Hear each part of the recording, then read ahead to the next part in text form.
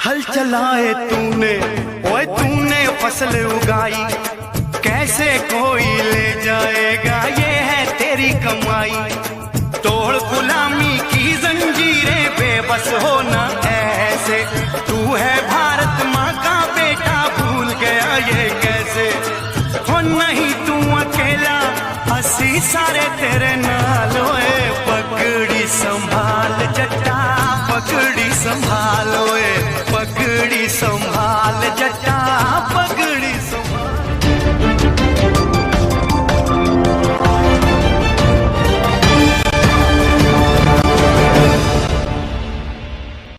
आने वाली है, आने वाली है, आने वाली है चुनावी घड़ी।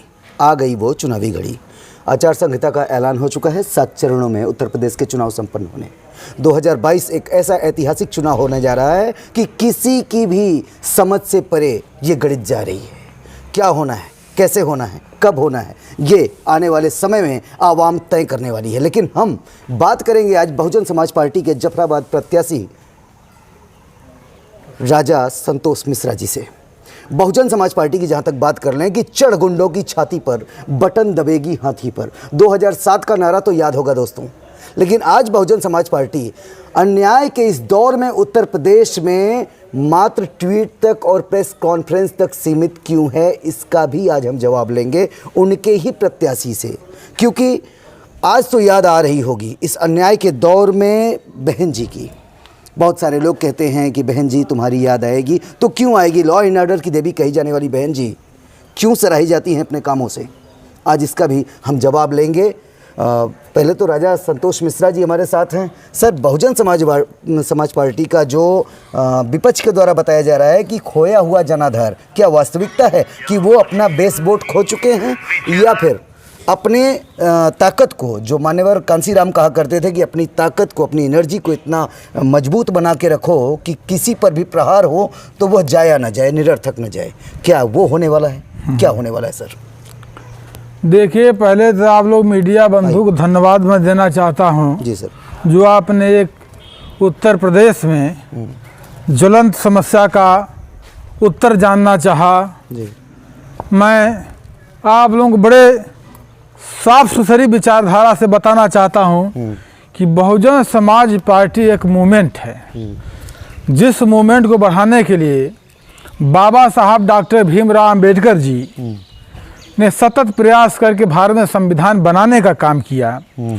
इसके बाद उनका मिशन चलते चलते मानवर कांसीराम जी ने DS4 बहुजन समाज पार्टी की स्थापना किया।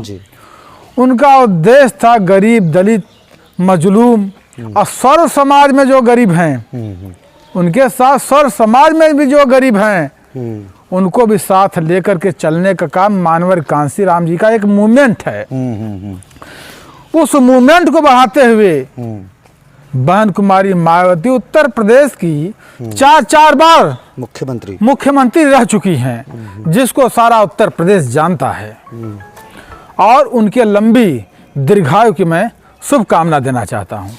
एक सवाल और रह जाता है सर कि ऐसे में चुनाव के कुछ ही दिन शेष हैं। प्रथम चरण तो दृष्टिगत देखा जाए तो आगामी 1 महीना भी नहीं बचा है वहाँ पश्चिम यूपी के लिए, लेकिन आप लोगों के पास समय ही समय है, क्योंकि आप पूर्वांचल के हिस्से से आते हैं और जौनपुर जनपद की एक विधानसभा की तैयारी में लगे हुए हैं।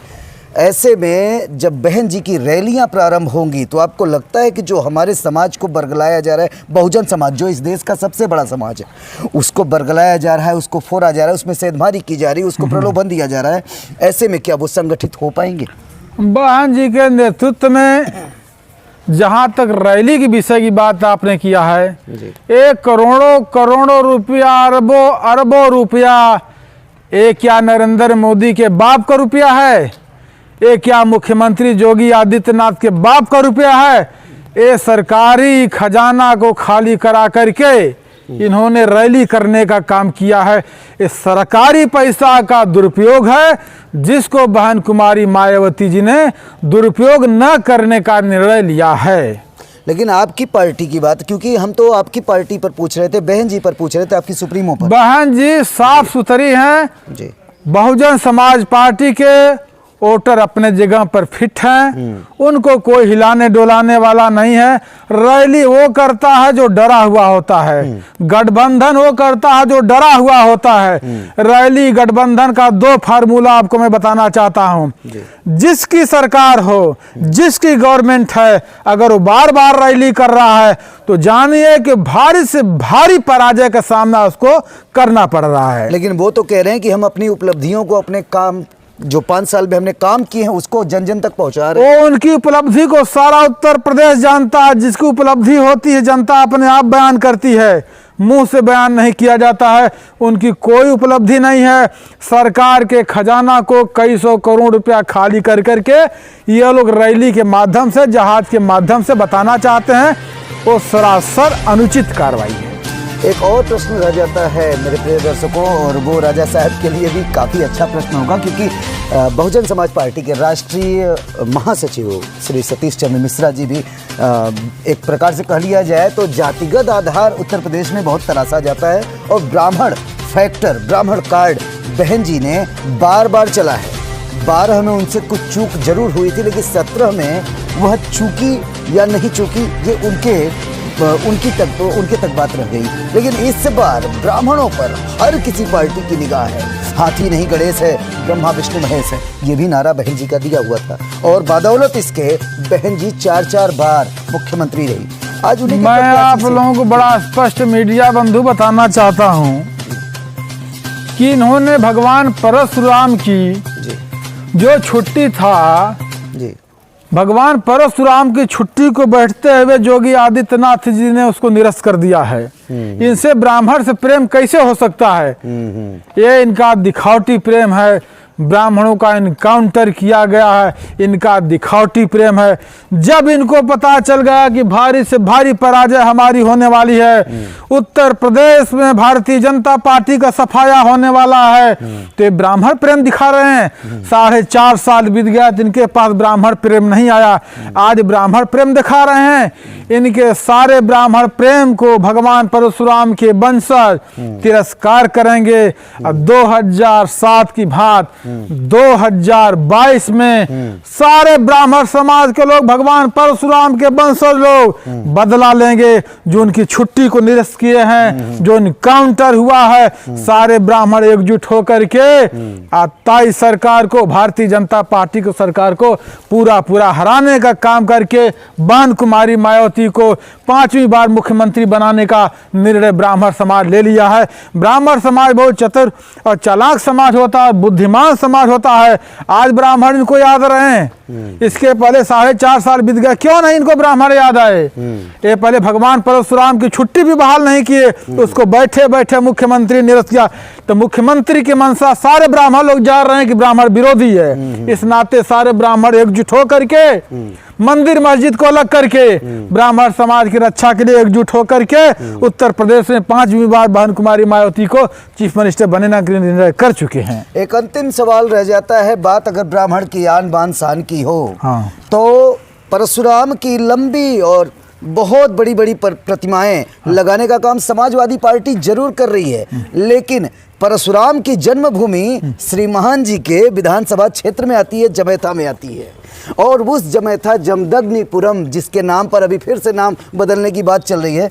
सर, अगर सरकार में आप आए, MLA बने, बहन जी CM बनी, तो उस जमैथा के लिए, उस ब्राह्मणों के मैं भगवान परशुराम के पिता महर्षि जमदग्नि ऋषि को नमन करते हुए ये वचन देना चाहता हूँ कि आपकी प्रतिमा बहुत लंबी चौड़ी लगेगी, भगवान परशुराम की भी प्रतिमा लगेगी।